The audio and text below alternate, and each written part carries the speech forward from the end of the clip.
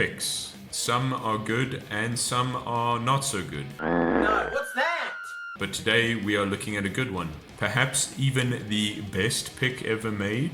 I know that is a bold claim to make, but give me a few moments of your time and I'll explain why. So if you are a beginner guitarist or you're not satisfied with the pick you've been using, or you're trying all these different picks and nothing seems to be quite right for you, then check this out. This is the Nylpro, or the D'Addario Planet Waves Nylpro Plus to be precise. That is quite a mouthful. Try saying that after a few beers. But basically, this guy here is the best pick I've ever used. And the reason, well, there's a few reasons, but the main thing is how it's made, right? And this is a very, very well constructed pick, and I find it perfect for my style of playing. So before we get into that though, aesthetically, I mean, this is green, right?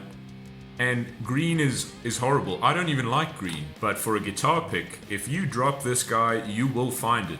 It's not like another pick where it falls down and the pick fairies swarm it and they take it and they carry it off into the other world. So comparison-wise, the most fair thing to compare the Nylpro to is the Dunlop Jazz 3. Well, if we're to be perfectly fair, it should be the Max Grip Dunlop Jazz 3, but I don't have one of those, sorry. But the old Jazz 3 that we all know and love, except I don't love it, I actually think it is a horrible pick. Oh, brother, this guy stinks!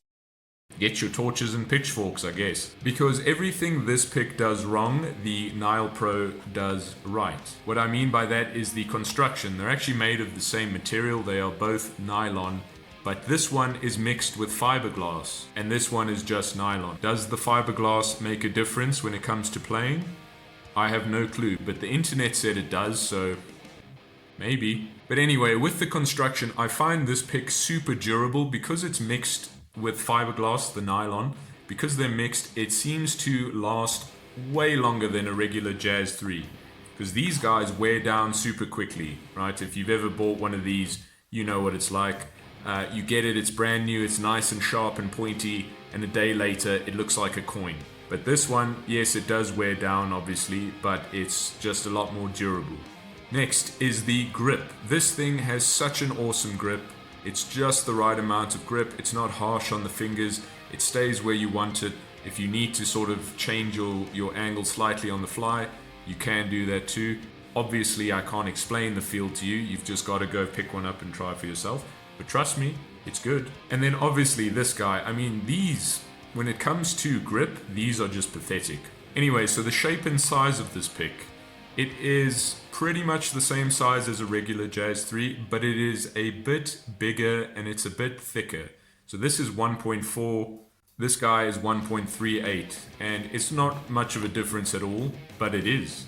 Because when you are playing multiple guitars, not at once, but if you've got one guitar with light gauge strings and you've got another guitar with heavier gauge strings, you can go between the two guitars and you don't have to make too many adjustments picking wise. So I use this one on a nylon string. How dare you! Yeah, sue me. And I use this for my Strat, which has light gauge strings, and I also use this for my Jackson, which has heavy gauge strings. And I don't need to change too much in my playing, so that's what's awesome about that extra little bit of thickness. And just having the pick a little bit bigger than a Jazz 3, I don't know if it's in my mind, but I find that it helps with playing rhythm. Everyone likes a small pick to shred and to play lead on, but when it comes to rhythm, it's not always the best thing to have such a small pick, and this one is kind of the best of both worlds. It's really not that much bigger, but I find that that little bit of size difference actually helps when it comes to playing rhythm. Another thing that is aesthetic but also not aesthetic is the finish of the pick. So we've got like a matte finish for the body of the pick and a gloss on the tip of the pick, and I would like to say it's not so aesthetic. It kind of is. Obviously it's aesthetic, I mean you can see the way it looks, but when you're playing, when this thing is new, oh man, it just glides across the strings like butter. Obviously after some wear and tear the gloss starts to fade and it's not as functional, but when it's brand new, if you just get hundreds of these things, You can always play with the new one and you'll always have that smoothness to it, and it's really awesome. And lastly, these things are dirt cheap. Now I know picks in general are just very cheap things to have, but I guess that's the last point I have to make about this pick. There's nothing super fancy or super different about the pick. It's just what it does so well that it is hard not to enjoy it. So I would say if you've never tried this pick, and I know you've probably gone into a store or a guitar shop and you've had a look at picks and maybe you've seen this thing and you've gone, that thing looks hideous, I'm not touching it, it looks cheap. It is cheap, but it looks cheap and I'm not going to play with it. Just buy one, test it out. They are such cool picks.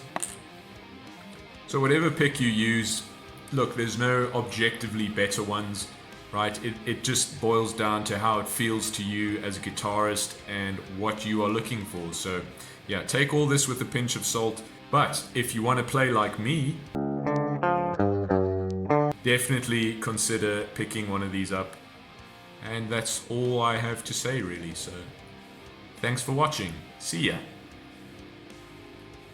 I'm still here.